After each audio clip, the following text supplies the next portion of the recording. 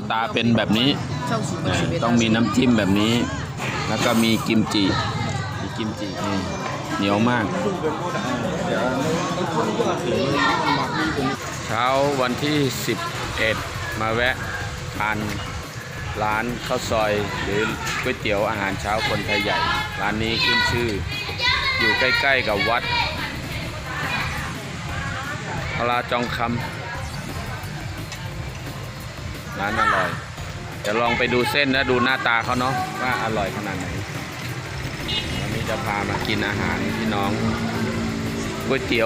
วหรือข้าวซอยพี่น้องใต้ห้องมาข้าวซอยเนี่ยค่ะเนาะอันนี้จะขอพาทุกท่านมาลองกินอาหารเช้าเส้นนุ่มเนี่ยมาดูนะมาพิสูจน์ดูนี่หลายเมลส้มสดนี่อาหารไทยใหญ่ข้าวซอยมาดูใช้เตาถ่านขาเยอะร้านนี้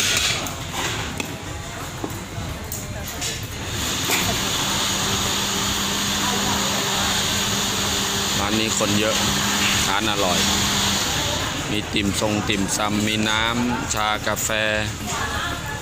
โอ้รู้สึกมีกาแฟสมด้วย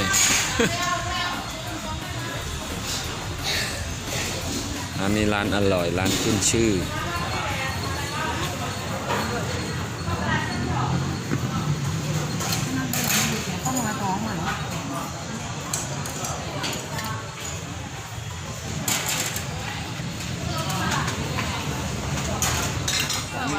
มินิก็เหมือนกันเนี่ยซอยไตเสิร์ฟก้อนชิ้น真的会才艺啊！那中国了。มินิหันหน้ามาเราเลยเดี๋ยวมากินข้าวซอยไตเดี๋ยวเราจะกินข้าวซอยไตจ้อมกันขนาดมีกิมจิมีลูกชิ้น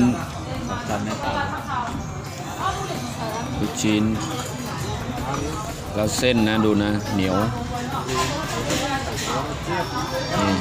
เหนียวมาก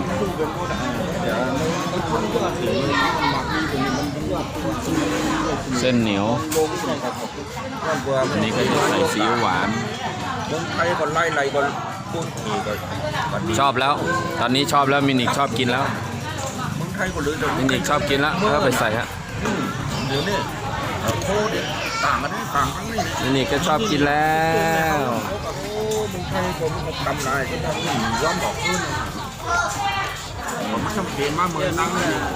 ยอดตัวเดินเตาผักค้างที่น้องทุ่งเมามาผักค้างน้ำเลยก็มาจับผมมึงไทยนี่เจ๋เนี่ยมึงเก่งเป็นอากาศเย็นต่างเมืองเนี่ยไปเป็นหอมไทยเนี่ยเป็นต่างคนนะเขาโคเป็นเอาเป็นนี่เป็นเนืองมึงเก่งสองมึงไทยมึงเดี๋ยวเนี่ยมึงใจอ่ะเอาตั้งบุรียากว่าตั้งเส้นนุ่มมากตั้งนี่น้ำเขาเนี่ยมึงไทยยังยาหายมึงไทยสันว่าเขาแก่นะนมยี่ยาเขาจานคนลุงนั่นแหละคนบางคนลุงมาเอามาได้ตายกันตายหมดอ่ะเหลือก็เมืองไทยเขาก็ปั้นตั้งหันนั้นขายพาปิดซบที่นี่ก็ปั้นกันสู้ดำไทยจิตไหมครับคือส่งมันก็เป็นเหลาอ่ะเหลาก็มันขึ้นนะก็ดีขึ้นนั่นนะเงิน10 เซนพวกกันมัน2 บาท3 บาทเอาลุงนี่โรตีไม่หนีโรตีกินกับปูก็ขึ้นมาขึ้นกินเอาขึ้นปูอานาร้องโรตีเป็นขุนบางวันซื้อยืน40 ล้านนะเขาเปลี่ยนซื้อขึ้นนะพวกของซื้อได้กว่าไว้อะ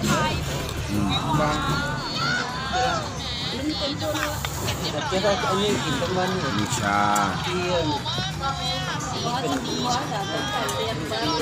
เอาลูกบนนม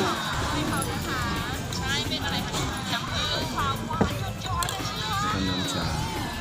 ลูกขี่เขาขึ้นทางเทวดีตามช่างของเขาได้ลุงตามช่างของเขาได้ช่างแล้ว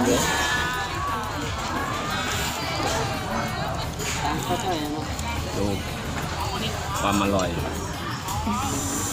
ยสุดๆลูกมินิก่อนอร่อยไหมลูก อร่อยไหม ได้ที่สุดมาก กินนะอร่อยกินให้ดูดิ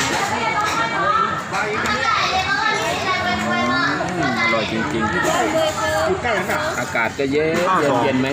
บวกให้กันหนาวไหม อากาศหนาวไหม อากาศดีอากาศร้อนบวกให้ อร่อยไหม บวกสับไส้ก็ เส้นน่ะนุ่มไหมเส้นน่ะไหนลองกินให้ดูนะ